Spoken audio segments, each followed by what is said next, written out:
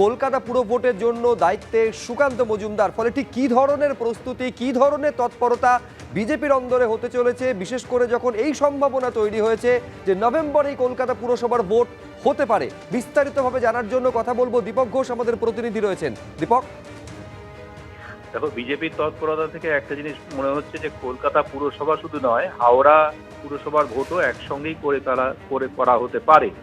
তার কারণ একই সঙ্গে তারা দুটো কমিটি তৈরি করেছে প্রস্তুতির জন্য। যেটা আমরা জানি যে এবছরের শেষাশেষি ভোট হবার কথা, নির্দিষ্ট দিনক্ষণ এখনো কিন্তু ঘোষণা করা হয়নি। ডিলিমিটেশনের পরে নির্বাচনী দিনক্ষণ ঘোষণা করা হতে পারে এবং যেটা মনে করা হচ্ছে যে এবছরের মধ্যেই ভোট হতে পারে। যদি ডিলিমিটেশন করতে সময় বেশি লাগে তাহলে বড়জোর গড়াতে পারে 2027 জানুয়ারি।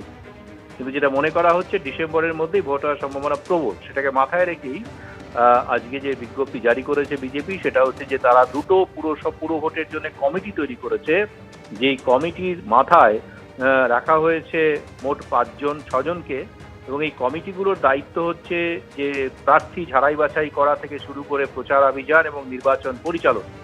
যেমন কলকাতা পুরসভার নির্বাচনের জন্য যিনি ইনচার্জ পদে নিযুক্ত হয়েছেন তিনি হচ্ছে সুকান্ত মজুমদার, কেন্দ্রীয় মন্ত্রী, আমরা জানি, প্রাক্তন রাজ্য সভাপতি। তাকে ইনচার্জ করা হয়েছে এবং কো ইনচার্জ হিসেবে রয়েছেন অনিন্দ ব্যানার্জি, রাজু ব্যানার্জি। তিনি এখন স্টেট ভাইস প্রেসিডেন্ট পার্টির, তাকে রাখা হয়েছে কো ইনচার্জ, এবং কনভেনার রাখা হয়েছে তাপস রায়, যিনি রাজ্যের শিল্পমন্ত্রী, তাকে কনভেনার, এবং কো কনভেনার রয়েছেন রিতেশ তিওয়ারি, যিনি বর্তমানে এমএলএ কাশীপুর কনস্টিটুয়েন্সি থেকে নির্বাচিত। অন্যদিকে হাওড়ায় দুজনের নাম ঘোষণা করা হয়েছে। সেখানে ভোটের জন্য যিনি ইনচার্জ হিসেবে যার নাম ঘোষণা করা হয়েছে তিনি রাহুল সিনহা, যিনি বর্তমানে রাজ্যসভার সাংসদ, প্রাক্তন সভাপতি বিজেপি রাজ্য শাখার। এবং দ্বিতীয় নাম হচ্ছে কনভেনার, তিনি হচ্ছে সঞ্জয় কুমার সিং, বাদি বিধানসভা থেকে নির্বাচিত দলের বিধায়ক। এই হচ্ছে মোট কমিটি হাওড়া এবং কলকাতা। ফলে যেটা মনে করা হচ্ছে শুধু কলকাতা নয়, সম্ভবত কলকাতা এবং হাওড়ার পুরসভা নির্বাচন একসঙ্গেই হতে চলেছে এবং খুব খুব তাড়াতাড়ি হতে চলেছে, নইলে এই কমিটি গঠনের তৎপরতা লক্ষ্য করা যেতে পারে। ধন্যবাদ দীপক।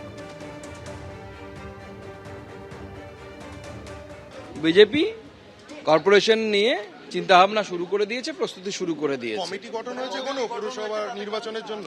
তো নির্বাচন করতে গেলে তো কমিটি অবশ্যই লাগবে। আমরা আরো কমিটি তৈরি করব, নিচের দিকেও কমিটি তৈরি হবে। এই ধরনের কোনো অভিযোগ তো আমরা পাইনি যে তৃণমূল থেকে বিজেপি থেকেও ঢুকছে। বিজেপিতে যারা আছে তারা আছে, অবশ্যই আছে। আর পার্টি বাড়তে গেলে নতুন লোক ঢোকে, সময়ের সাথে সাথে নতুন লোক ঢুকবে। তার মানে এই নয় যে যারা ছিল তাদের গুরুত্ব কমে যাবে, এরকম কোনো বিষয় নেই।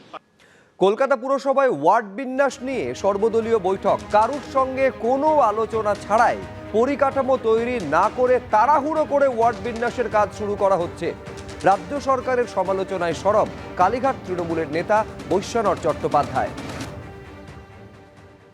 খুব তাড়াহুড়ো করে, খুব হ্যাপাজার্ডলি ওনারা করতে চাইছেন, সেটা বেস্ট নোন টু দেম। কেন তারা এত তাড়াহুড়ো করতে চাইছেন? 209 ওয়ার্ড প্রপোজ দিয়ে দিলেই তো হবে না, তার ইনফ্রাস্ট্রাকচারটা দরকার, তার পরিকাঠামো নেই, অথচ তারা এটাকে প্রপোজাল হিসাবে নিয়ে আসছে। কারুর সাথে আলোচনা না করে একতরফাভাবে কারুর কোনো প্রভুর আদেশে ওরা করতে চাইছেন, যেটা কখনোই বাস্তবসম্মত নয়। এত তাড়াহুড়োর কী আছে? টাইম দেওয়া হোক, আমরা ক্লেমস অ্যান্ড অবজেকশন জমা দেবো, তার টাইম দেওয়া হোক। আমাদের জানানো হোক, ওয়ার্ডের ম্যাপ দিয়ে, শুধু রাস্তার নাম দিয়েছে, ম্যাপ দেয়নি ওয়ার্ডে কোন কোন ওয়ার্ডে কোন কোন ম্যাপ হচ্ছে, কোন কোন পার্ট কোন কোন ওয়ার্ডের সঙ্গে যুক্ত হচ্ছে। এবিপি আনন্দ, এগিয়ে থাকে, এগিয়ে রাখে।